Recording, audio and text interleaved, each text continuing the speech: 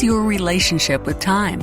Are you wired and tired, stressed and overwhelmed, busy and going nowhere? Or just want to scale your business? Welcome to Take Back Time with your host, Penny Zenker. Penny focuses on books, strategies, tools, and tips to help you work smarter and approach your time more strategically. As a result, you can have more energy, focus, and get more done in less time. Be more efficient and effective. Get ready to take back time. Hello and welcome to Take Back Time. My name is Penny Zenker and I am the host of your show here. And today we're going to talk a little bit about your belief system and how that might help you or hurt you as you're looking to work smarter in what you do. And also some practices and taking a look at the valuation of how you value yourself and your time and how that then shows up in where you spend your time. And a perfect person to help us do that today is Kenney. He is a master sales coach, million-dollar business owner, and sought-after wealth mentor. He teaches undercover superstars how to break their money rules, rapidly accelerate their income, and live with uncommon freedom and choice, right? We all want that. When he's not coaching his private clients, you can find him speaking on stages around the world, sharing his seven-figure sales secrets with brilliant, talented entrepreneurs such as all of you, so that you can step into your legacy work by shedding the chains of money shame and under-earning. So without further ado, Chris, welcome to the show. Oh my gosh, thank you. It's great to be here. So many questions that come up for me after that intro, right? Money shame. I don't know. I want to start there. Like, it is a thing, right? That people, it's hard to believe that people have shame over making money. But let's talk about that. Let's talk about, first of all, did you ever experience that? Is that something that you overcame and that's why you talk about it? Yeah, it's a huge thing in my life. I mean, my first early childhood memory around money was when I was about 5 or 6, my mom being in the cashier line at the grocery store and getting into a shouting match with the cashier because the cashier wouldn't take our food stamps. Because I grew up in a very impoverished household. We were living paycheck to paycheck, meal to meal. The cash register person was not taking our food stamps and my mom was shouting. And I remember this very vividly, and she was very emotional because we didn't have money. We didn't have money for food. And in that particular moment in time, I decided that something was wrong with us because we couldn't pay with regular money.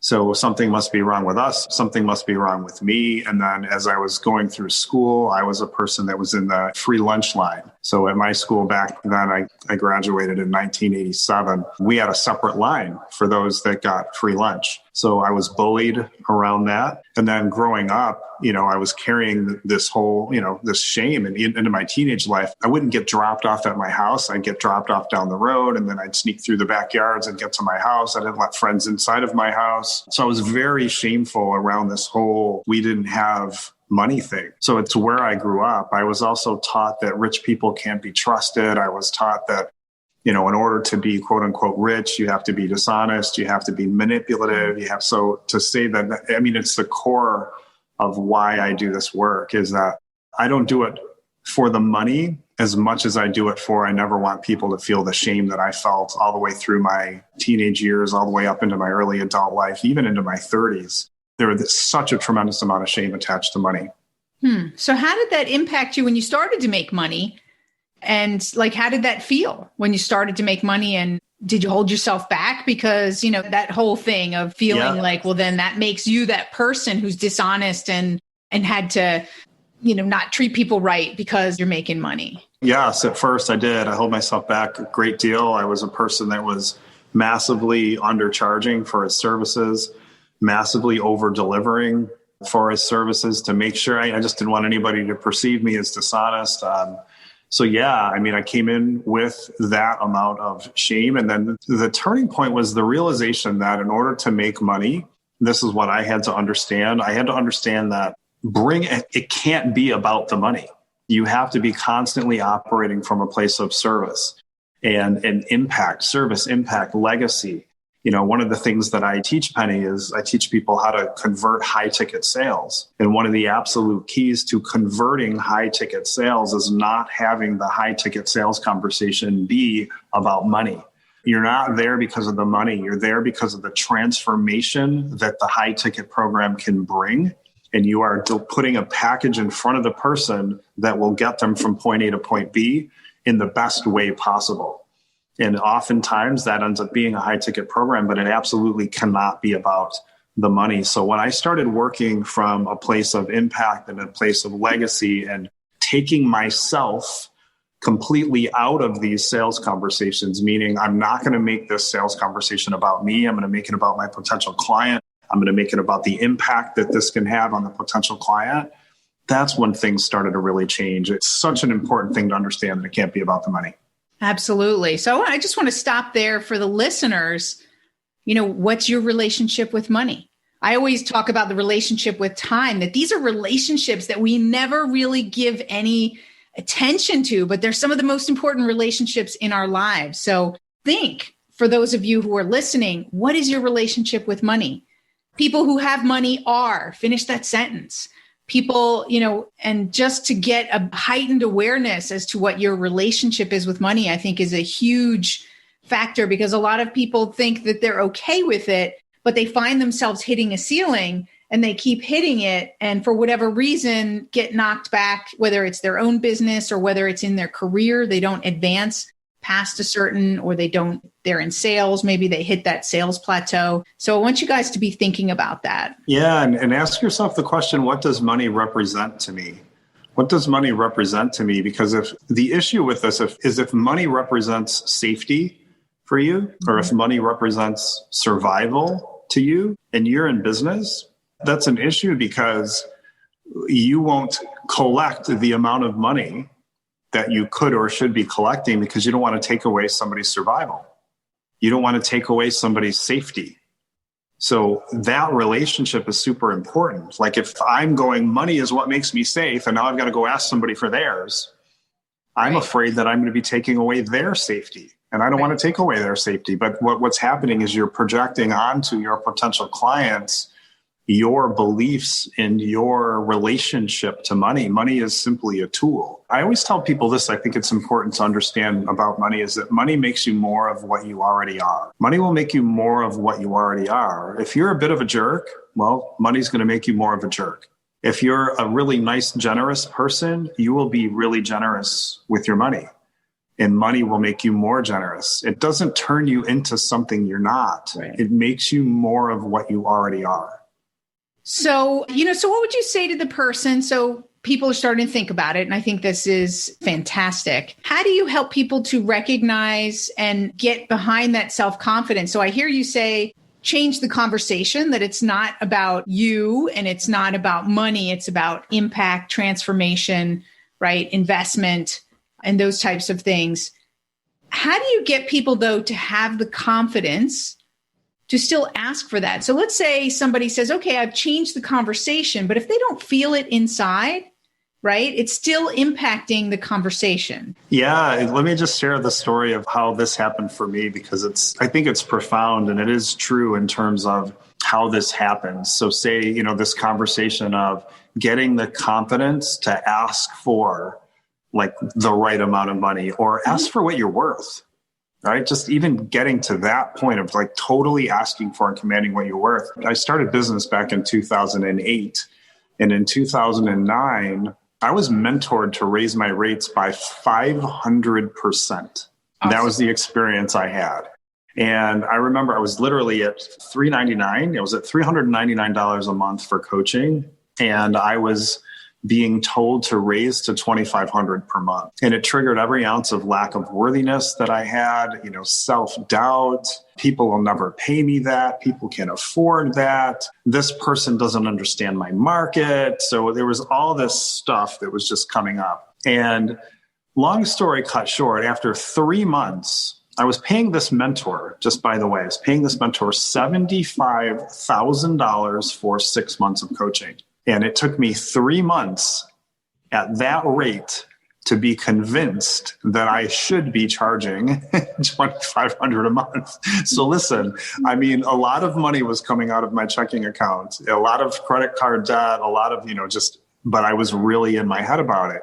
Think about that. It was $10,000. I put down a down payment and then I was paying $10,000 a month to a coach back in 2009. So let me ask you a question about that, because there's something interesting in that dichotomy. So you weren't willing to ask for it, but somewhere along the way, you felt that you were worthy enough to invest in yourself to pay someone else that much. Because most people, the people that I've talked to and interacted with, it tends to be that they're not willing to ask for it. They're also not willing to invest in themselves in that nature. So how did you get to that first step? Because that might be something that people are missing is, you had someone who kicked you in the butt and helped you to get there. How did you get to that point? Yeah, I knew it. One of the things that I live by is this universal law, the law of polarity, right? The law of polarity. Here's what polarity says. Law of polarity says everything in the universe has an opposite and it exists at the same time. Everything in the universe has an opposite and it exists at the same time. You can't have left without right. Mm-hmm. You can't have in without out. Nothing's out without having in to compare it to. You can't have hot without cold. I could go on forever with the opposites. Okay. But that also means you can't have problem without also having what? Solution. So what that means is every problem in the universe brings with it the solution, because you can't have one without the other, right?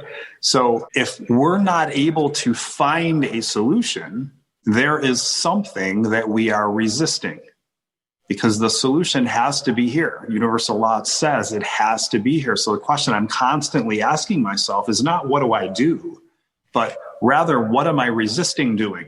Because what happens is we set this intention, right? So I had set this intention my first year in business. I'm going to go out and make $300,000. So as soon as I set that out, I know that the universe wants to bring that to me. It wants to bring it, right? Well, here's the thing. I thought about what I wanted. I had a real clear description of what I wanted. I was behaving in gratitude as if what I wanted was already here. And then the next step in that process is notice what shows up. The thing that showed up was the opportunity to do this high ticket mentorship. Right? And then the last piece of that process is keep moving in faith. So it's a model that I teach called the think model. Think of what you want. That's the T. The H is have a clear description of it. The I is insert gratitude as if it's already here. The N is notice what shows up. And the K is keep moving in faith. So the solution showed up in my experience, but I had to be willing to step in. I had to be willing to move in faith. That was the solution that was presented to me. Now, here's the thing. In terms of the noticing what shows up, the things that show up usually have three characteristics. Number one, they're scary. Number two, they make you incredibly uncomfortable. And number three, they're expensive either monetarily or emotionally, if not both. That is what happened. This was monetarily expensive. It was also emotionally expensive because it was stressful to go through that. But it was the solution. Right. So that's where it's going to hold you accountable, right? Because you are not going to spend that kind of money. It was a high level of accountability. Through. I mean, it was accountability like that I'd never experienced. I got to a point, Penny, where I ran out of money. I was bouncing my health insurance. Couldn't even pay my health insurance. So I remember standing in my kitchen going, oh my God, I'm in a 400 square foot apartment. And I'm like, am I going to quote this high fee or am I going to quote my old fee? Meanwhile, I'm going broke. So I spit out Hold the on a fee. second. I want to say to everybody who's listening, I don't recommend that you go to rock bottom like this. This is why this is what happened for me, though. Right. But I'm just saying to them, like, this is why you're here, is to learn from someone else's trials and tribulations so that you don't have to. So please listen carefully and choose. And not everybody has to, you don't have to hit the bottom. You don't have to run out of all of your cash. Right. What I would say is when solutions show up, right, pay attention and be willing to move in faith. Your solution might not be a $75,000 solution. It might be, there'll be something else that shows up in your experience. So I remember spitting out that fee, I quoted the $15,000. It was $15,000 for 6 months. And then I had really developed like this really horrible case of verbal vomit. I just started blah, blah, blah. You get this, you get this, you get this, you get this, which is the worst thing to do in a sales conversation. Not what you should be doing. I was a nervous wreck. My heart was racing. Finally, the person says to me, she says, let me think about it. So then I started ranting into my response for let me think about it. At which point she said, Chris, stop it. She said, I don't have to think about whether I'm going to do it. I have to think about which credit card to put it on. And she paid me in full, which was wild. I gave her a 10% discount. She paid me $13,500. And the learning here was my first thought after she paid that was, oh my gosh, this person's absolutely insane.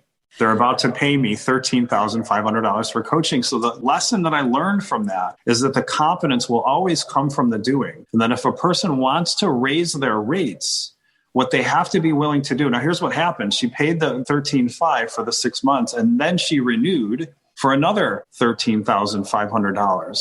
And now I was starting to go, oh my gosh, I actually am worth this. This person just paid me this and then paid me it again. But here's the thing. I wouldn't have grown into it if I wasn't willing to quote it first. So I had to quote the high rate. I always tell people 3 things. I say, decide what you're best at, number 1. Number 2, charge a premium for it. And number 3, do your best to become it. So it was after I charged the premium that I grew into the premium. We get tied up. We go, okay, I can't quote that yet because I'm not worth that yet. So we're waiting and we're waiting and we're waiting, and we're going to wait a very, very, very long time if we keep waiting. Right. You need that. I believe that there's other ways to recognize it, that quoting it is a really valuable part of it. But I know, like for me, when I made a big shift to know that I was worth it and I could do this and get over that self-doubt, it was a comparison to someone else who I knew I was better than. We were working side by side and they were coming in as a contractor. And this was in a different context as what you're talking about, but we worked side by side and they were making, like 20 times what I was making because I was working for someone else. I can't be an entrepreneur. I don't have the education. I don't have this, right? All that stuff that we go through that you went through as well. But my thing came up is, well, why not me? He's doing it. I know I can deliver at least what he's doing. So why not me, right? Like you said, it could be a question that we ask ourselves. It can be get ourselves into action and do it and see, and people are going to buy from us and we're going to deliver. And like you said, the renewal, it's really just getting to a place where you're pushing yourself, getting outside your comfort zone in that context. Yeah, for sure. So quote slightly more than what you think you're worth and start doing that, and you'll grow right into the new rates. Right. I love what you said that you were challenged to, raise it 500%, right? So for those entrepreneurs that are out there that are in a position to do that, look at doing that. I mean, I've done that year after year. I look to double my rates. And I think that does challenge you too, to come up with also new ways of doing things, bringing out the best in yourself. Like you said, rise to the occasion, so to speak. So yeah, it puts you, it puts your clients to a higher level of accountability, and it also puts you to a higher level of accountability. Absolutely. So you show up differently when you're charging more, and so do they. So everybody's winning. Absolutely. I want to switch gears for a minute and ask you, you were telling me as we were talking in the beginning before we got online here, some of the productivity best practices that you do now in your business. And I'd love to just hear a few of those tips and tricks for people who are listening and say, well, I'm there. Now, how do I make it so I don't work myself to death, right? Yeah, well, and one of those things is charging enough, and understanding, looking at the role of your belief system coming in. In other words, if you really believe I have to work hard for the money, you will create that in your business. So looking at that, right? Mm-hmm. And then in terms of productivity, the practical piece of it, I think the most important thing, and this is what's worked for me, and I can't even say that I've ever really studied productivity, but here's what I know. If I don't work this way, it has a massive impact on my production. I mean, it really does. So I work in 90-minute segments. So I'm doing 30-minute coaching calls, and I never do more than 3 in a row. I'll do 3, and then I'll take a break. And then I'll do 3 more, and then I'll take a break. And the break is just, my gosh, get myself recalibrated, get myself recollected. And then I think that's probably the number one thing. And then I don't do things in my business that don't light me up. I think that's super important, like the things that are really monotonous and tedious. So very early on, I had a virtual assistant. I'm not a detail person. Spreadsheets overwhelm me. So anything related to detail, I outsourced that, and I outsourced it right away. So that helps keep me productive. And I think I make the bulk of my decisions in the company based on, does this feel energetically heavy for me, or does this feel like it's in flow? And if it feels energetically heavy, it needs to be done, then I'll outsource that. And then the things that feel light and that I feel really in flow with, those are the things that I do and that I run within the company. I've been able to maintain and grow with that in mind. You know, what you said is so important, that the things that feel good and the things that, what you want to do and what you don't want to do. So that helps you, right? A lot of times people don't think about, well, I don't really want to do this. They just go on and just try to do everything. If you can get clear on what you love and what brings you energy and what not to do in all contexts, right? Whether it's for your business, it might be, there's some people for corporate, when we want to determine what makes us productive, it's also knowing what not to do, not to check news and social media and stuff in the morning, right? The what not to do's are just as important as the what to do. I talked about news today. I was like, oh my gosh, can we please stop watching the news?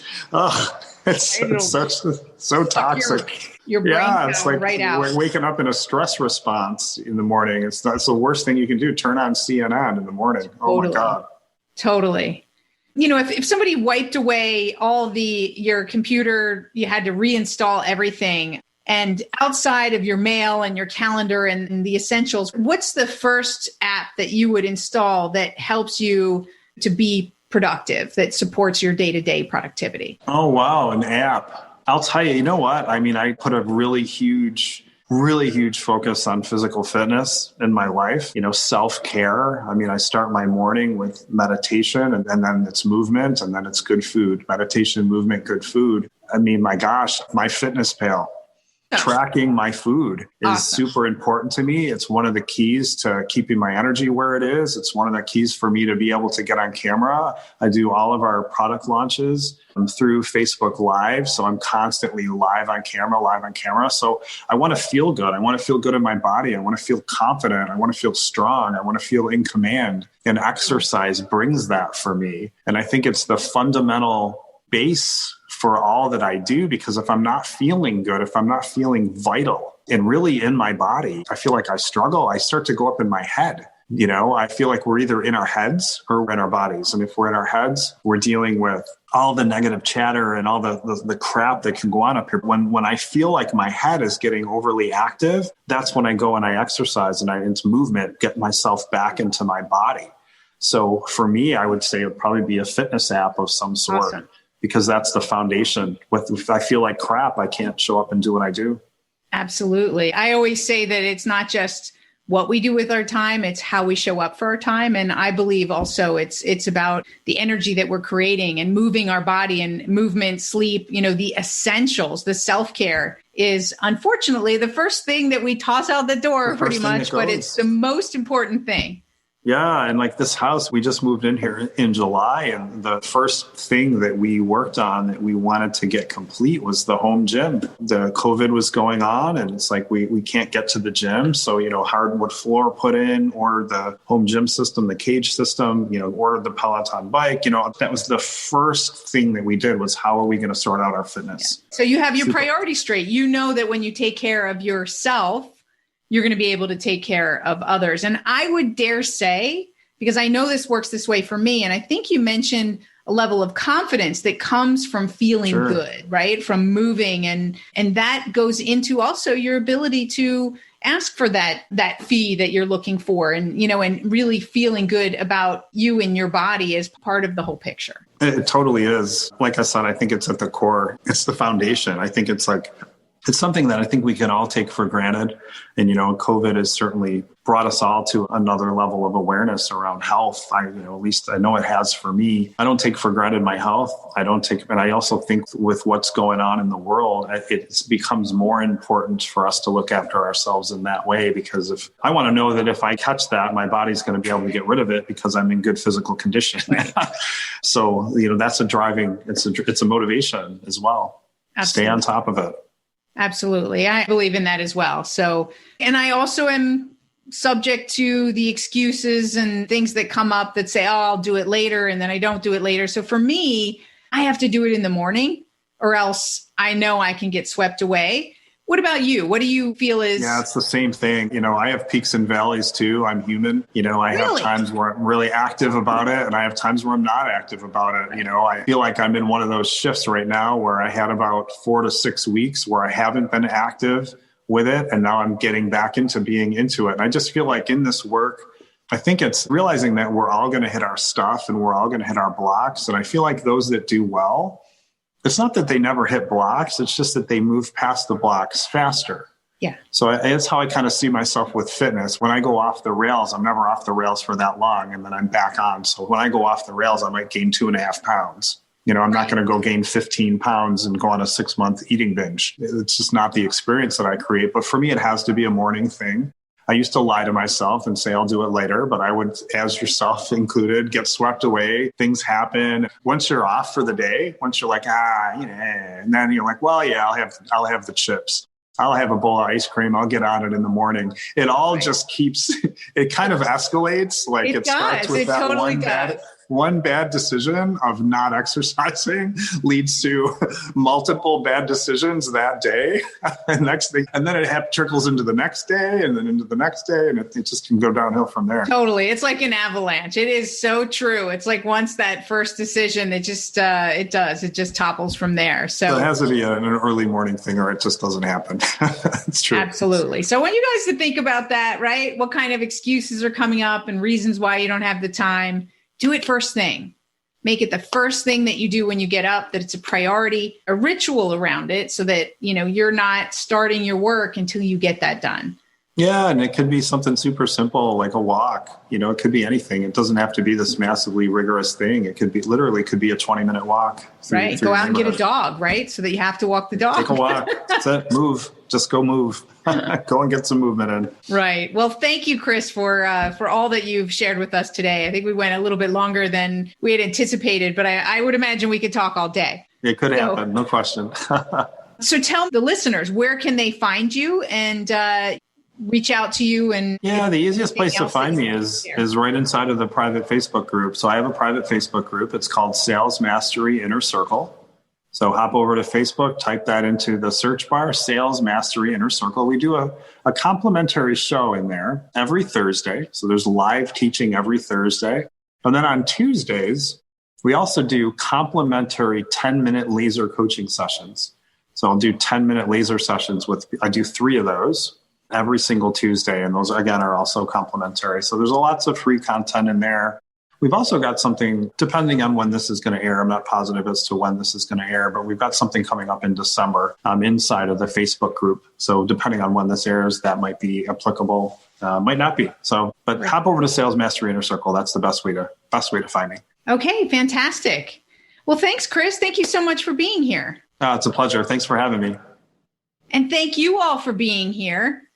So today, really, you got to think about your mindset around money, and that relationship around money and so much more. So, be thinking about, as if you're an entrepreneur, what you're charging. And if you're not an entrepreneur and you're in corporate, it's just as important to look at where you want your career to go and what you're purposefully creating about your belief systems and how that's supporting you or holding you back from moving forward. So you can be thinking about it in both cases, whether you're an entrepreneur or you're in the corporate world. So we thank you for being here. Don't forget to, subscribe on iTunes or wherever you are, Spotify, so that you get notified about the new shows, or jump over to YouTube. I've created a new channel there, and the videos are posted. My name is Penny Zanker, and so you can look for me too and connect with me on Facebook or LinkedIn or anywhere like that. And I'm your host here of Take Back Time, and I look forward to seeing you in the next episode. Bye, everyone.